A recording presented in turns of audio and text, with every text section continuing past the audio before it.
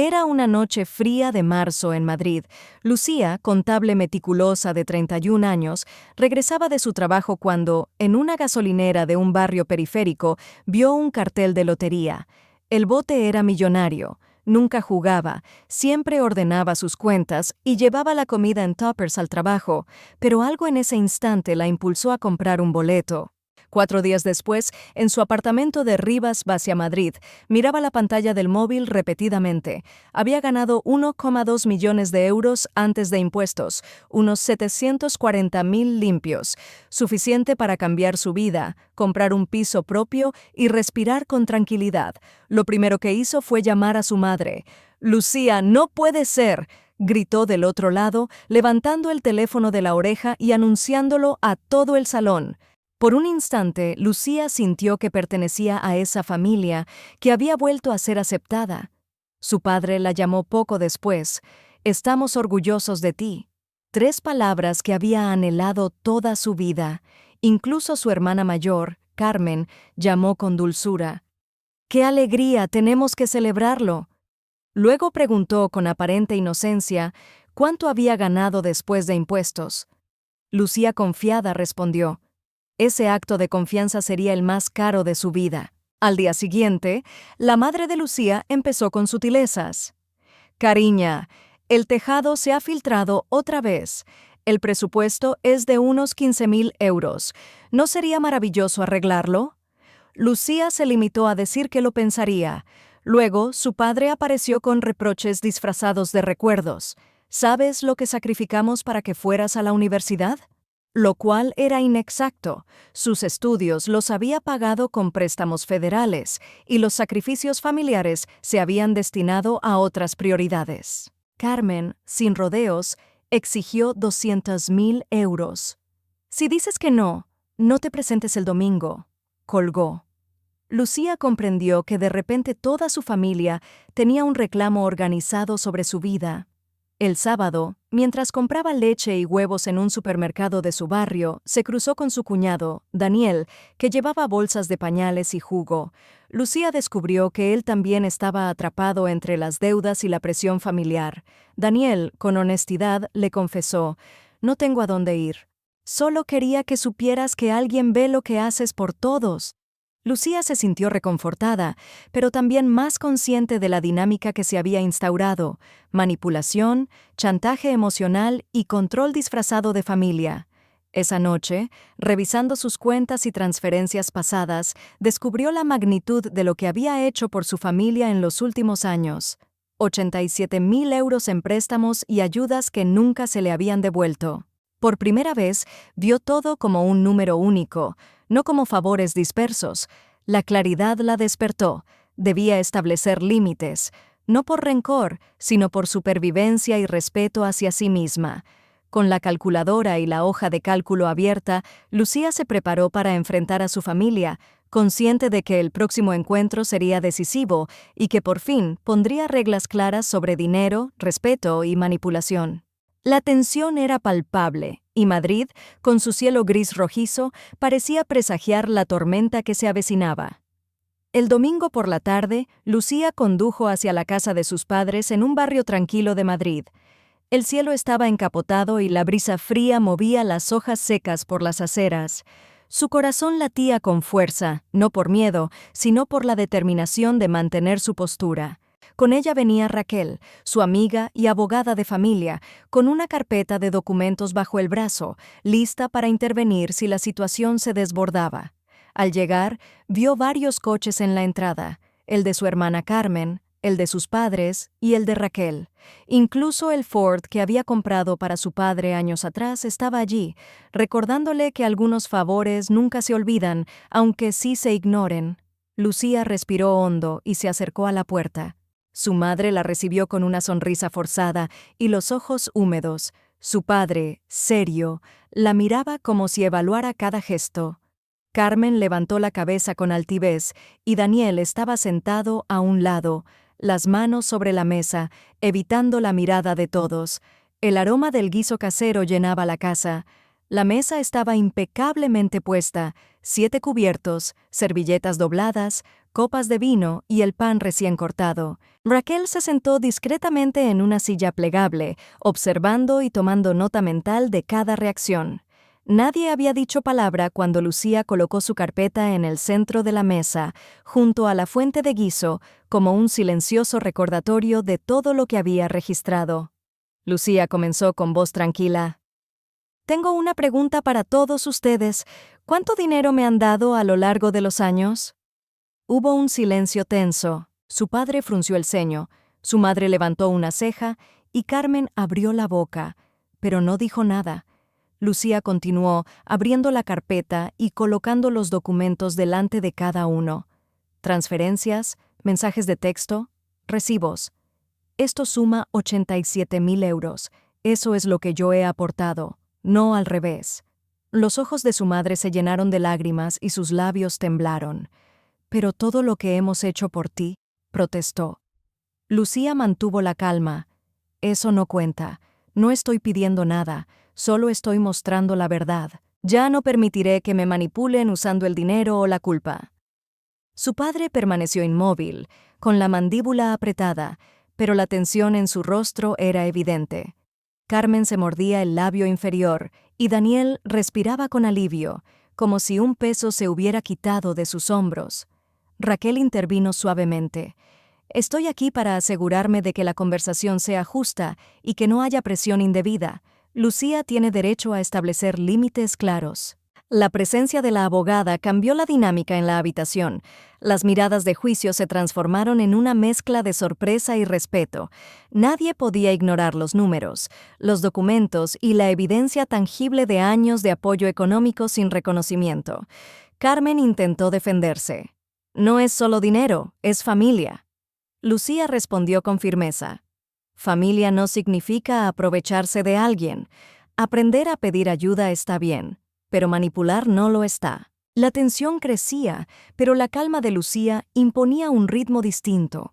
Nadie hablaba, todos procesaban. Y fuera, las nubes de Madrid presagiaban una tarde de reflexión y cambios. Esa reunión, silenciosa pero cargada de verdad, sería el punto de inflexión que marcaría el resto de la relación familiar. Después de unos minutos de silencio tenso, Lucía comenzó a explicar cada página de la carpeta con voz firme y pausada. Mostró transferencias de 30,000 euros cuando Carmen atravesaba su primera separación, pagos de un coche para su padre, abonos de la cirugía de rodilla de su madre y rentas atrasadas de su hermana que nunca se habían devuelto. Cada cifra, cada mensaje de texto, cada comprobante era un golpe silencioso que desmontaba la narrativa familiar que la había acusado de egoísmo. Su madre, Donna, apartaba la vista, intentando que las lágrimas ocultaran la incomodidad.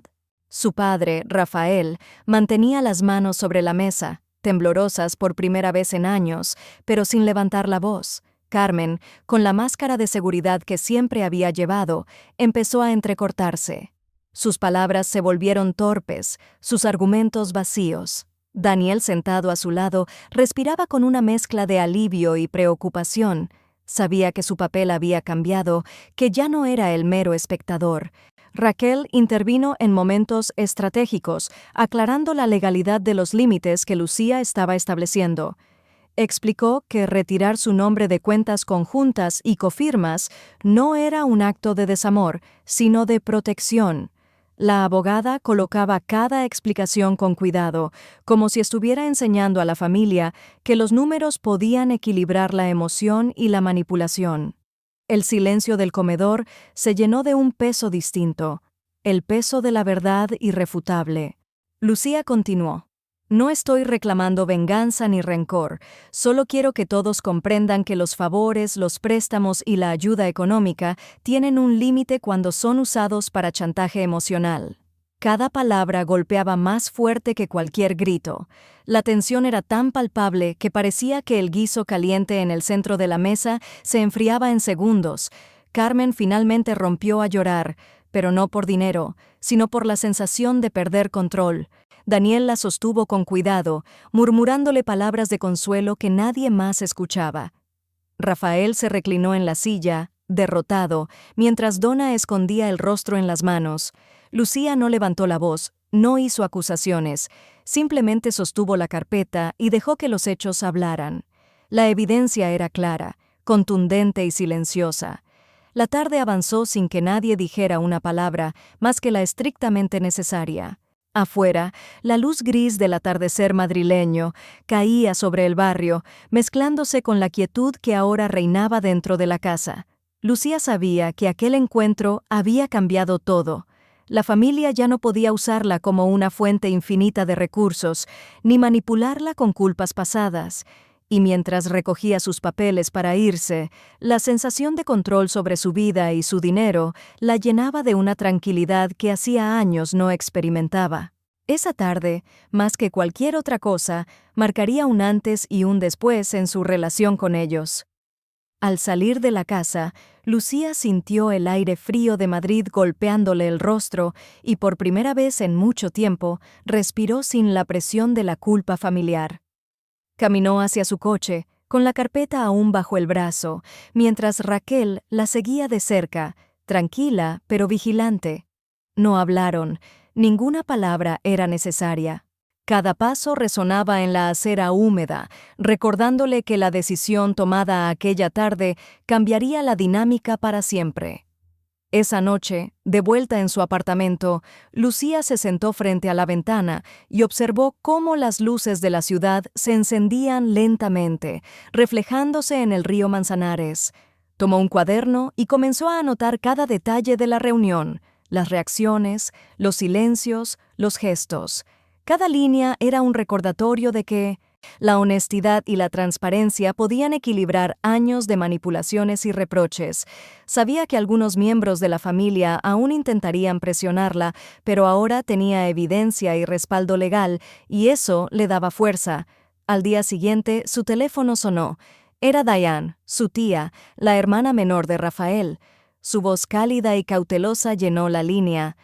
«Lucía, quiero que sepas que te admiro. No todos tendríamos el valor de mostrar la verdad frente a todos». Lucía sintió un alivio profundo. Al menos alguien comprendía y validaba su postura. Diane le relató pequeñas historias que corroboraban lo que Lucía ya había registrado: préstamos no devueltos, favores ignorados, ayuda silenciosa que nadie reconocía. Cada palabra reforzaba la certeza de Lucía de que estaba haciendo lo correcto. Mientras tanto, fuera de su apartamento, la ciudad seguía su ritmo habitual. El tráfico, las luces de los comercios, el murmullo de la gente en las calles parecían distantes, como si el mundo familiar de Lucía hubiera quedado contenido en ese comedor de Madrid. Sentía una mezcla de tristeza y liberación, tristeza por las relaciones dañadas, liberación por no seguir siendo rehén de las expectativas y demandas de otros. Lucía decidió establecer nuevas reglas. Retiraría su nombre de cualquier cuenta conjunta, terminaría los copréstamos con sus padres y hermanas y ya no daría dinero bajo presión emocional. Tomó nota de cada acción, cada fecha y cada cifra, creando un plan detallado para proteger su independencia. Sabía que estas medidas podrían causar conflictos, pero estaba preparada para enfrentarlos con calma y lógica. Al anochecer, mientras preparaba una cena ligera para sí misma, su teléfono vibró de nuevo. Era Daniel, su cuñado. Sus palabras fueron simples, sinceras. «Gracias por ser justa y clara. Alguien tenía que poner límites». Lucía sonrió levemente, sintiendo que la honestidad también podía traer comprensión y apoyo. Esa noche se durmió con la sensación de que había recuperado algo más que dinero. Había recuperado su voz, su autonomía y, sobre todo, la capacidad de decidir sin miedo ni chantaje familiar. La semana siguiente transcurrió con una calma tensa. Lucía pasó los días revisando sus cuentas, confirmando los trámites para retirar su nombre de las cuentas conjuntas y comenzando los procesos de refinanciación del préstamo del coche de su padre. Cada llamada telefónica era un recordatorio de que había tomado decisiones firmes. Ya no sería un recurso ilimitado ni un instrumento de culpa para su familia. Madrid seguía su ritmo frenético afuera, pero dentro de su apartamento, el silencio y la planificación le daban una sensación de control inédita. Una tarde, mientras organizaba documentos, recibió un mensaje inesperado de su abuela, Carmen, con quien siempre había tenido una relación cercana. En él, le pedía disculpas por haber creído en la versión distorsionada de Carmen y de sus padres. Le escribió que siempre había confiado en ella y que lamentaba no haber intervenido antes. Lucía sintió una mezcla de alivio y gratitud. No necesitaba grandes reconciliaciones, pero estas palabras eran un bálsamo para su corazón. Supo que, aunque su familia inmediata estuviera en tensión, aún había aliados que comprendían su verdad. El jueves, decidió visitar a Diane en su casa en el barrio de Chamartín. La tía le explicó con detalle la historia familiar desde su perspectiva: préstamos sin devolver, favores pasados por alto y manipulaciones sutiles que Lucía apenas empezaba a ver con claridad. Cada relato confirmaba lo que Lucía ya había documentado. No era egoísta al establecer límites, sino que simplemente estaba poniendo fin a un ciclo de explotación emocional y económica. Lucía escuchaba atentamente, tomando notas mentales sobre cómo mantener su posición firme sin dejar de cuidar los lazos afectivos que aún tenían sentido. Por la noche, en su apartamento, se sentó junto a la ventana con un té caliente y observó las luces de Madrid reflejándose en los cristales. Reflexionó sobre cómo, durante años, había creído que complacer y dar sin medida era la forma de ser una buena hija y hermana. Ahora entendía que cuidar de sí misma no era egoísmo, sino supervivencia. Sabía que esta claridad traería conflictos, pero también le otorgaba la fortaleza para enfrentarlos con calma y seguridad. El viernes, mientras organizaba los documentos para el banco, su teléfono sonó. Era Daniel.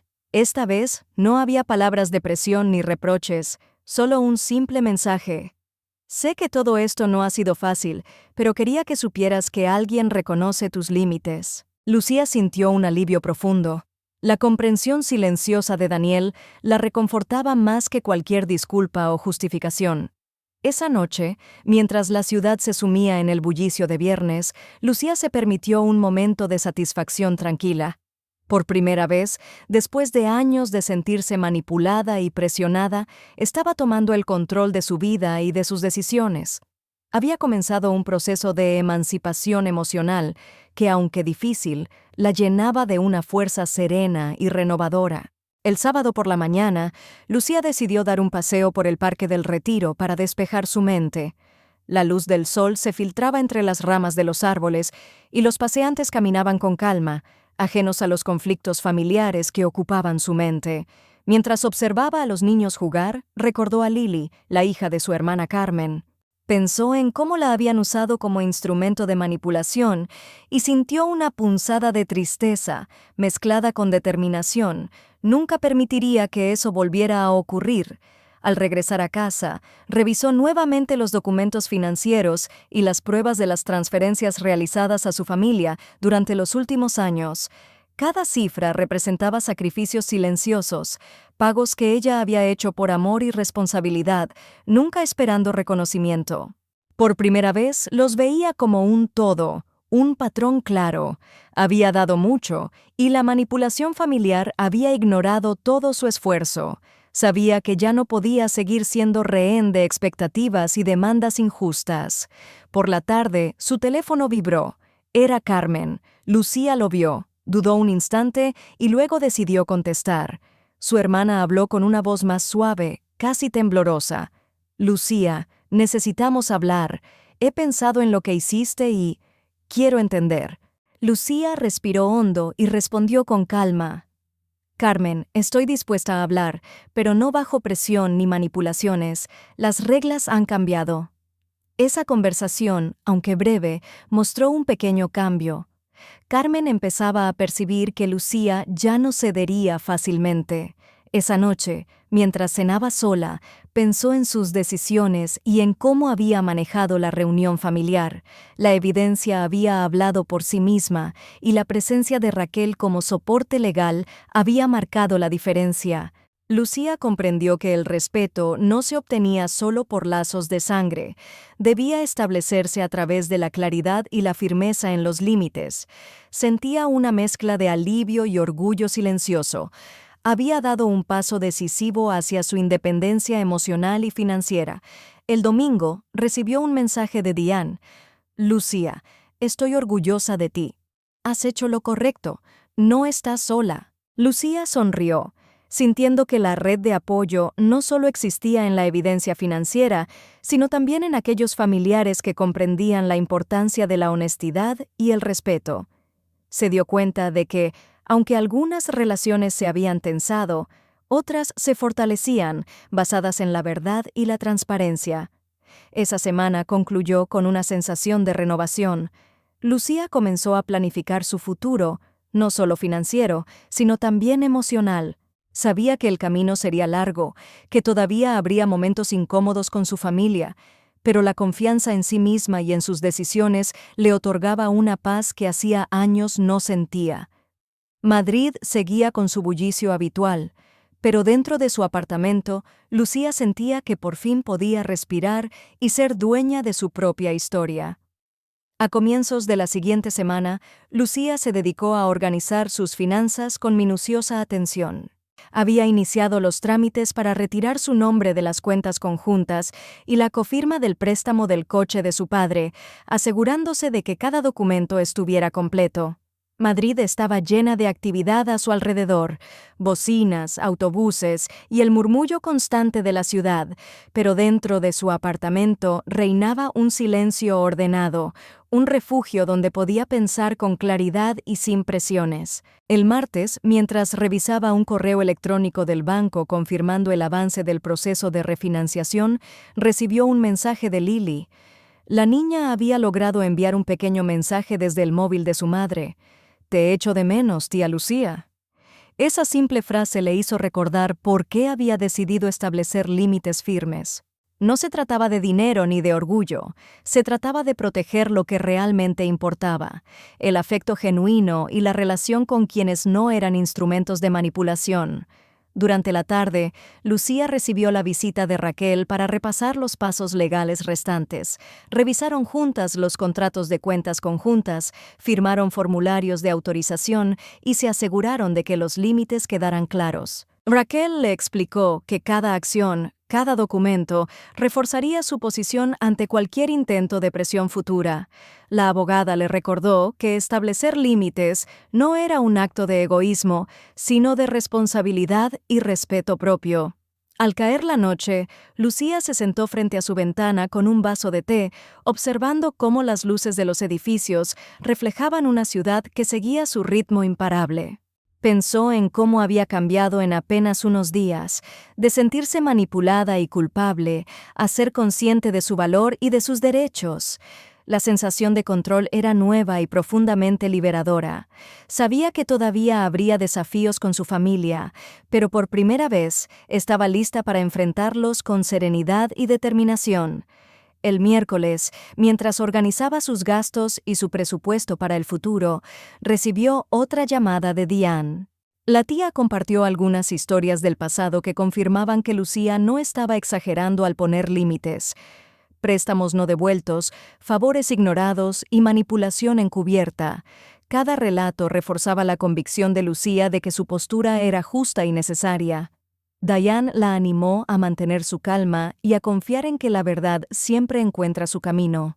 Esa noche, Lucía preparó una cena sencilla y se permitió un momento de reflexión. Recordó cómo había creído durante años que complacer y dar sin medida era la única forma de ser buena hija y hermana. Ahora entendía que protegerse a sí misma era un acto de amor, tanto para ella como para los que realmente merecían su afecto. Mientras el cielo de Madrid se oscurecía y las luces de la ciudad se encendían, Lucía sintió que, por primera vez en mucho tiempo, podía mirar hacia el futuro con claridad y tranquilidad, segura de que estaba construyendo su vida bajo sus propias reglas. El jueves por la mañana, Lucía recibió un correo del banco confirmando que su nombre había sido retirado de la cuenta conjunta de su madre. Esa simple confirmación le produjo una sensación de liberación inmediata. Cada acción que tomaba para proteger su independencia financiera reforzaba su confianza. Madrid seguía con su ritmo habitual, trabajadores apresurados, estudiantes caminando entre cafés y tranvías pasando al fondo, pero Lucía sentía que había recuperado un espacio propio, libre de la presión constante de su familia. Al mediodía, decidió visitar la oficina de su tía Diane para revisar los últimos detalles de los documentos legales. Allí, Diane le relató más situaciones del pasado, donde la familia había abusado de su generosidad, confirmando que su decisión de poner límites era correcta.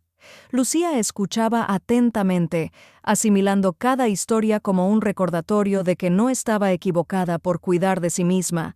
La sensación de validación era liberadora. No necesitaba aprobación de quienes habían intentado manipularla durante años. Por la tarde, mientras caminaba por el barrio, Lucía recibió un mensaje de Daniel. Todo esto ha sido difícil, pero alguien tenía que poner límites. Gracias por tu claridad. Lucía sonrió, sintiendo que la honestidad y la firmeza podían generar respeto incluso donde antes solo había tensión. Esa noche, sentada en su apartamento con una taza de té caliente, repasó mentalmente los pasos dados: reuniones, documentación, llamadas y correos. Cada acción había sido un ladrillo en la construcción de su autonomía. El viernes, Lucía comenzó a planificar la compra de su propio piso. Había ahorrado durante años y ahora, con la claridad financiera y emocional que había adquirido, podía mirar propiedades con seguridad. Madrid mostraba su bullicio de viernes, mercados llenos, terrazas con clientes y tráfico constante, pero dentro de sí misma, Lucía experimentaba una calma profunda. Sabía que su independencia no solo se medía en dinero, sino en libertad para tomar decisiones sin chantajes familiares. Esa misma tarde, Diane la llamó para compartir un detalle que la sorprendió. La abuela Carmen había enviado una carta disculpándose por haber creído en la versión distorsionada de la familia. Lucía sintió una mezcla de alivio y gratitud. Aunque no se trataba de reconciliaciones completas, al menos alguien había comprendido y validado su postura. Esa noche, Madrid estaba iluminado por las farolas y los escaparates, y Lucía, sentada frente a la ventana, sintió que por primera vez en años su vida estaba en sus propias manos. Todo lo que había hecho hasta ese momento no solo protegía su dinero, sino también su bienestar emocional y sus relaciones auténticas. El sábado por la mañana, Lucía decidió dar un paseo por su nuevo barrio en Cuatro Caminos. La ciudad estaba despierta, coches circulando, niños corriendo hacia los colegios y el aroma del café recién hecho flotando en las calles. Caminando, sintió que cada paso reafirmaba su independencia. Después de años de sentirse atrapada por la manipulación y la culpa familiar, por fin podía decidir por sí misma, sin miedo ni presión. Al regresar a su apartamento, encontró un mensaje de Lily en el móvil de su madre. «Tía Lucía, te echo de menos». La pequeña, con su inocencia, era el recordatorio más poderoso de por qué Lucía había establecido límites firmes. Se sentó frente a la ventana, contemplando los tejados de Madrid iluminados por el sol de la mañana, y sintió una mezcla de amor y determinación. Protegería a Lily y a sí misma, sin dejar que nadie volviera a usar los afectos como arma. Durante la tarde, Lucía recibió una llamada de Raquel. Revisaron juntas los últimos pasos legales para consolidar su autonomía financiera, confirmar la refinanciación del préstamo del coche de su padre y asegurarse de que ningún documento quedara pendiente. Cada acción reforzaba la sensación de seguridad que Lucía había construido con tanto esfuerzo. Madrid seguía su ritmo inmutable, pero en su apartamento había calma y claridad, un espacio que finalmente sentía suyo. Al anochecer, Lucía decidió preparar una cena ligera y reflexionar sobre la semana. Recordó las emociones de aquel domingo tenso en casa de sus padres, la carpeta sobre la mesa, los silencios, los gestos y cómo la evidencia había hablado más fuerte que cualquier reproche. Todo había sido un proceso de aprendizaje y fortalecimiento. Había aprendido a poner límites sin romper los lazos importantes y a reconocer quién realmente merecía su tiempo y su amor. La noche avanzaba y Madrid se sumía en su bullicio habitual, con luces parpadeantes y murmullos de la ciudad. Lucía, sentada frente a la ventana, tomó conciencia de que su vida había cambiado para siempre. Ya no era rehén de la culpa, la manipulación, ni las expectativas ajenas. Cada decisión tomada durante esos días la había empoderado y le había enseñado que cuidar de sí misma no era egoísmo, sino un acto de supervivencia y respeto. Con esa claridad, cerró los ojos por un instante, sintiendo que, por fin, podía mirar hacia el futuro con serenidad y determinación, lista para lo que viniera. Meses después, Lucía finalmente se mudó a su nuevo piso en el barrio de Chamberí. Era un apartamento modesto, con 2 habitaciones y un pequeño balcón que daba a un patio interior lleno de luz. Las tuberías chirriaban ligeramente, los azulejos de la cocina mostraban signos de antigüedad, pero era suyo. Cada detalle reflejaba años de ahorro, planificación y decisiones firmes. Por primera vez, Madrid no era solo un lugar donde vivía, sino el escenario de su libertad. Esa tarde, Lily llegó con Daniel. La niña recorrió cada habitación con curiosidad, deteniéndose frente a la segunda habitación vacía. ¿Es mi cuarto para dormir aquí?, preguntó con ojos brillantes. Lucía se arrodilló y sonrió. Si quieres, sí. Lily la abrazó con fuerza, un abrazo lleno de gratitud y confianza, el tipo de afecto genuino que nunca se puede manipular. Lucía se sintió completa. La decisión de poner límites había protegido la relación más importante para ella. Raquel y Dayan también estuvieron presentes en la inauguración, trayendo una planta y una botella de vino. La abogada ofreció palabras de apoyo silenciosas pero firmes, recordándole a Lucía que sus límites y su independencia estaban protegidos. Dayan, con una sonrisa cálida, comentó: «Has hecho lo correcto, Lucía. Nadie puede arrebatarte esto». La sensación de respaldo era reconfortante, y Lucía entendió que la verdad y la honestidad habían creado nuevas alianzas más sólidas que cualquier obligación familiar forzada.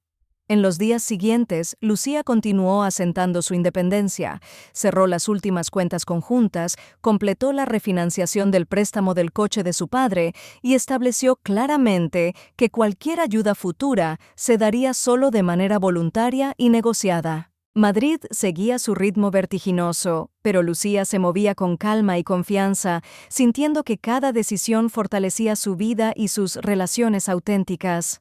Aunque algunos la ignoraban o no aceptaban sus límites, Lucía comprendió que eso no cambiaba su valor ni su derecho a vivir sin manipulación. Aprendió que amar no significa permitir abusos, y que la verdadera familia respeta, comprende y protege, no exige ni presiona. Mientras miraba la ciudad iluminada desde su balcón, sintió que había cerrado un capítulo importante y abierto otro lleno de posibilidades. Su historia no terminaba allí. Cada día era una oportunidad para reafirmar sus decisiones y cuidar de quienes merecían su tiempo y afecto. Lucía sonrió, con la sensación de estar finalmente en control de su vida. Con la vista puesta en Madrid, susurró para sí misma: «Esta es mi vida, mis reglas, mi paz». Y entonces, mirando a la cámara invisible del recuerdo de su historia, invitó al espectador: «Suscríbete al canal, escribe un comentario y comparte el vídeo». Su mensaje era claro: establecer límites no es egoísmo, es supervivencia y amor propio, y esa lección estaba lista para ser compartida.